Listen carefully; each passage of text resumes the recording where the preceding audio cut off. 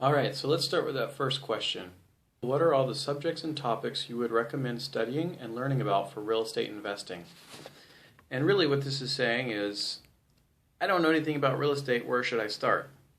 Now, the person who asked me this question is somebody who's very new to real estate investing, and so they really don't know, there's so much out there that they want to know what they can hone in on first so they can have a good foundation. And obviously that's the best thing when you're starting something new like this.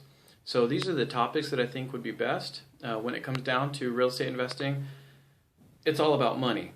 Everything's all about money. So if it wasn't about money, you wouldn't be doing it in the first place, right? So one of the first things the topics that I think you should look at is to be able to evaluate properties, meaning how to give value to a property or what gives value to a property.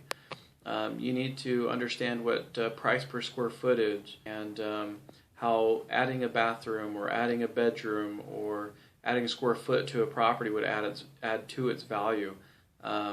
Knowing what things to add or what to work on in a property that adds value versus doesn't earn you anything extra. For instance, adding a pool to the backyard really doesn't get you very much money, but fixing up a kitchen or fixing up a bathroom, adding a bedroom, those are things that when you put money into them, you may get a lot more out of the property when you sell it than the money you put in to fix it up in the first place. So the first topic would be learning how to get value in a property.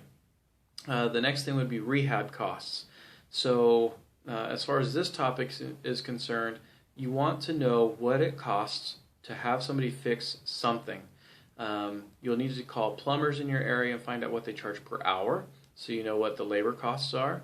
You'll want to find out what would it cost to install different things, just to get your mind thinking about the different costs that you might run into when it's time to change a floor, to install cabinetry in a kitchen, and so a lot of that is just calling people that are experts in the trade, calling up contractors and saying, hey, how much would it cost to do this or that? And you may have to have square footage involved. They may say, hey, how many linear feet do you have that you're wanting to install trim, or how many square foot of tile would you want to do? And they may say, hey, it's going to cost you $2 a square foot or something like that, installed price.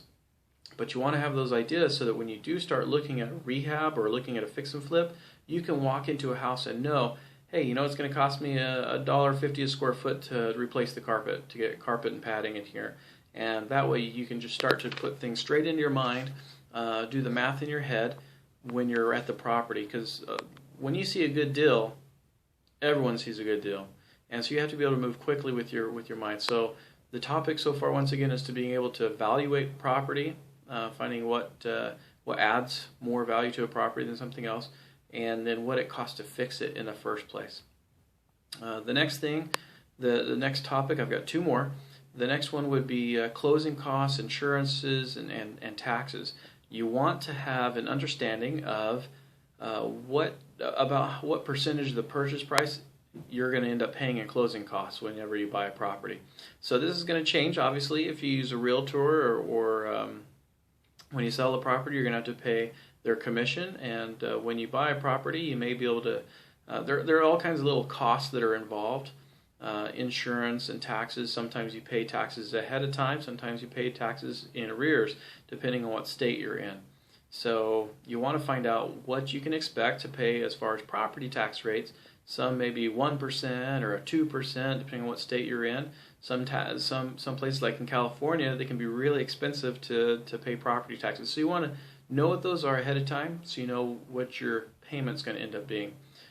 All right, so the next place that you would need to study, the next topic, would be average of averages. And what that really is finding out in the city where you want to invest what the highest percentage of people that are purchasing homes, what they're looking for. So if, let's say that you're in a place where the bottom of the market's $100,000 for a home, and the top of the market $600,000 per home, $600,000 for a home. So what you would end up doing is going to a realtor or calling a realtor and saying, hey, where's the highest percentage of homes sold price range? And they may say, oh, in this area you'll get 70% of the buyers are looking for a home between $250,000 and $400,000. And so with that information, you'll be able to use that to narrow down what kind of home you want to buy to be able to fix up and sell.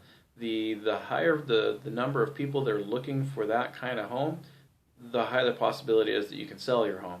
So, if the lowest 10% of the people that are buying in the market are looking at homes that are 100,000 to 200,000, you probably want to avoid that. You want to go to something that's a little bit more expensive because you want to be able to find a home that you'll be able to turn around and have the most eyes looking on it to be able to sell that house. Now, the numbers you can drop a zero off the end of it if that helps. I know there's some places back east where you can buy a house for $10,000 up to say $60,000. And the highest number of people may be looking at something between 50 and 60,000. So you could buy something for 30, put 10 into it, and sell it for 50, and make a $10,000 profit. So those are just some ideas for you. Those are the topics. Now the next part of the question was what subjects to study. Now as far as the subjects, I would suggest for someone starting out, you want to study doing real estate options, being the option to buy a property or option to sell a property, as well as tax liens, whether it be tax lien certificates or tax liens themselves, and then finally seller financing. Those are the three things that I would suggest. Now, the reason I suggest these is with people that are starting out, the things that I mentioned, a lot of times you don't have to have as much money up front.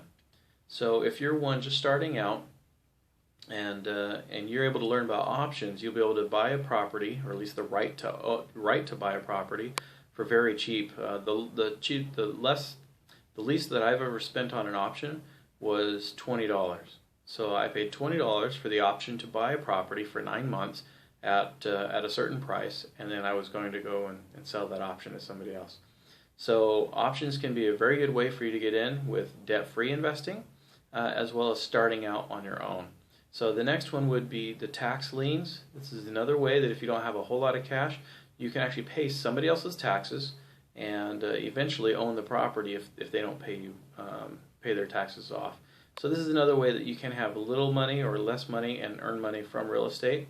It's another way you can do tax-free or debt-free investing or starting off. And then the last was seller financing. The last subject, seller financing. I suggested that because now it's not a way that you can do debt-free investing. However, it is a way that you can start investing with very little out of pocket. A lot of times in, let's say, back east in Ohio or Missouri, some of these other places where you can buy a property for less than $50,000, there aren't a whole lot of banks that will lend to you for $50,000.